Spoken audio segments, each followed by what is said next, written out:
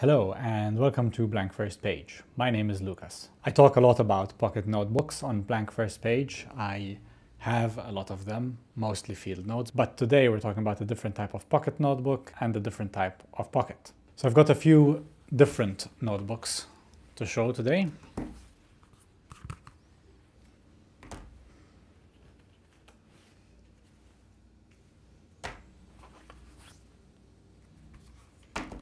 These are a set of Japanese notebooks, and in fact they are two different kinds of sets in my mind. I've got this set of three, which I'll talk about together, and this particular one is its own thing. So in 2017 I went to Tokyo, and one of the things I had put on my itinerary was to visit Japanese stationery stores. And if you do any reading whatsoever about stationery stores in Japan, you end up reading about Itoya. It's a stationery store that's, I think, over 100 years old at this point, and it is mind-blowing. I think there's about 8 separate stories in the one building, and they've even got kind of an offshoot building. The offshoot building is more around like school supplies and office supplies. Still amazing stationery as office supplies. In fact, these notebooks that I use for like the pen tests, they're from that area. But then in this main store that has these 8 separate stories, it is a very dedicated, very curated stationery store. So there's pretty much an entire floor dedicated to individual types of stationery. So there's a whole floor that's fountain pens, a whole floor that is inks, a whole floor that is paper. It's unbelievable. I would literally go to Tokyo again just to visit that store. On that trip I bought a lot of things, including that big notebook that I just showed, but the ones I'm talking about today are these 3. The yellow and the green one are hardcover notebooks, and this one's a pretty soft notebook. They have very interesting dimensions. Of course, my frame of reference is a field notes, so we can compare that. They're quite a bit taller, similar width, slightly wider, and this red one is taller than the others, but also narrower than a field notes. And they caught my attention, and I bought them because they are very different expressions of what a pocket notebook is. In my mind, for the most part, I'm thinking of a pocket notebook as a back pocket notebook, which is why I have so many field notes. But as I showed, these are maybe for a bit of a different use. If you are more of a jacket wearer, especially a suit jacket, you're probably also working somewhere where you might want a bit more of an understated notebook. And these notebooks definitely fit the bill. And each one has its own quirks and is quite different.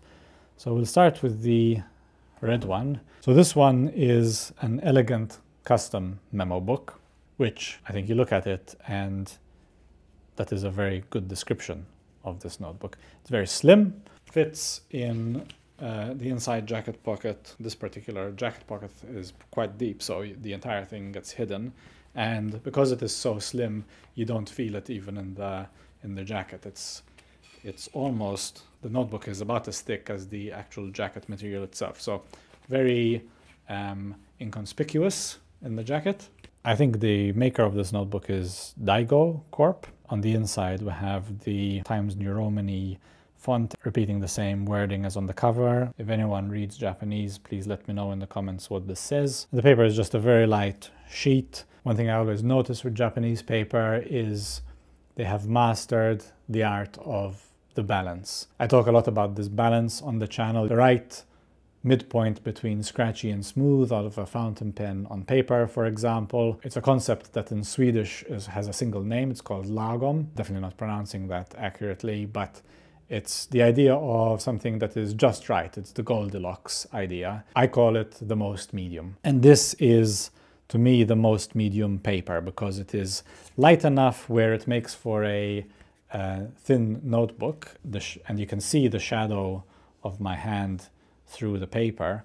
But when you write on this, and we'll do a pen test later, it's still a sturdy paper. So this is not flimsy like, say, newspaper might be, or like a cheap paper might be that you can see straight through. Often it's the case that even though this paper is thin, a fountain pen won't bleed through and it won't feather. So it is very high quality paper, but they've managed through the process to make it a very light sheet anyway. So I recorded this. I was in Tokyo in February of 2017. Daigo Corp, great job with this notebook. Next is this transit book. This one seems to be made by a company called Kokuyo. Again, marked it where it was bought. And this notebook has an extremely interesting and unusual grid layout. The right-hand side looks like it's a ledger. Sort of, you've got this left and right divided by a red line in the middle and sort of the subway tile kind of vertical orientation. I guess I have to think of this in terms of Japanese kanji. This layout may not make sense in the context of Latin letters, but with Japanese kanji that I definitely do not know how to write, this layout might make sense. But it reminds me of kind of an accounting book layout. Same with this. They're a bit wider.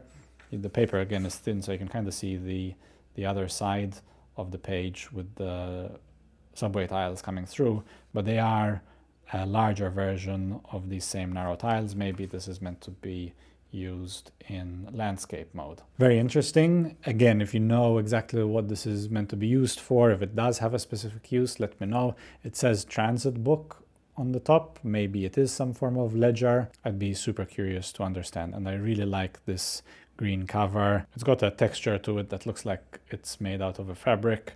I don't think it is, but it makes for a nice feeling notebook. And then finally, of this set of three is this yellow sketchbook, made by yet another company, it seems. On the back here, it says it's made by Tri-Strams, but then on the inside, it says Kokuyo. So Tri-Strams maybe is the brand. Kokuyo might be the holding company. Japanese corporate structures can be very interesting. So it'd be interesting to know kind of how would the holding structure of all these brands looks like. Maybe they're all owned by the ultimate same parent company. I don't know. It says it's a sketchbook, but it is actually a small grid. This is one I've used, obviously. It's been very well used, and I used exclusively fountain pens in here. I used this for work, and I noted down some of the places this traveled with me on work trips. Paper is the same, like I've been talking about, very thin, but at the same time very structurally sound. And in fact, I wrote on this with my Mont Blanc 146, which is a broad nib and puts down quite a heavy line. And this was in black ink, the platinum carbon black, and there's really barely any actual bleed through. It's just you can see through because the paper is thin, but only a few points where the ink has actually physically permeated through to the other side. So just amazing paper quality. And then finally, I've got this Kunisawa notebook, which is in the same theme. Kunisawa is a Japanese stationer. I believe they are relatively new on the block, say in the last 10 years or so. And Milligram, which is a stationery store in Melbourne, they stock this particular brand. Kunisawa make a number of different types of notebooks. I have some ring-bound notebooks from them. They make notepads. But this is this kind of Japanese breast pocket notebook style. It's got bronzed edges, I suppose you'd call them. I do not seek, I find. That's in every single Kunisawa notebook. That's the first page. And it's got a grid page format, which is, I guess, a bit more Western friendly. This paper is much thicker, a much heavier weight than any of the others, and I suppose that's partly in order for it to be able to take the kind of the gilding on the edge, but it's still light enough that you can see shadows through it, but definitely not as much as any of the other notebooks.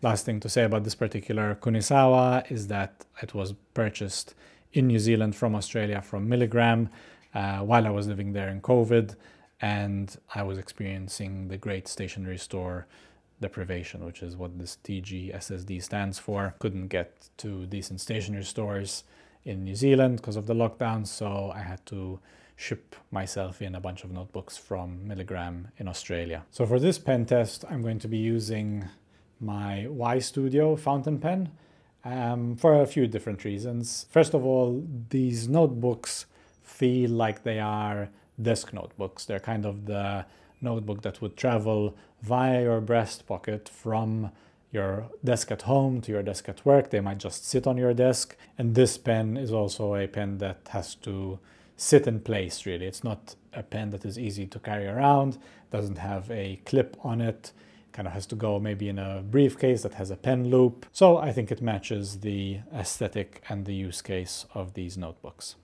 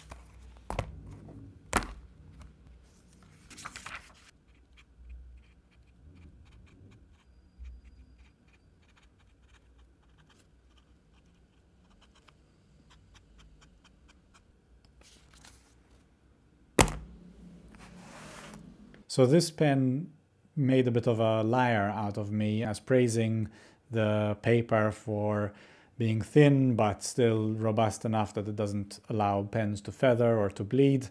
Not quite the case with this pen. I have found previously that the finer the pen, the more likely it is to bleed through. But in the case of the paper, what does hold true from what I said before is that it does achieve that most medium balance between scratchy and smooth. So I definitely have to find a way of using these notebooks more, finding more of a use case into my everyday carry for how I could possibly make them more integrated into my day-to-day routine. Of course, they won't replace my field notes, but maybe I can associate them with whenever I wear this jacket, which is about once every 2 years. Thanks for watching.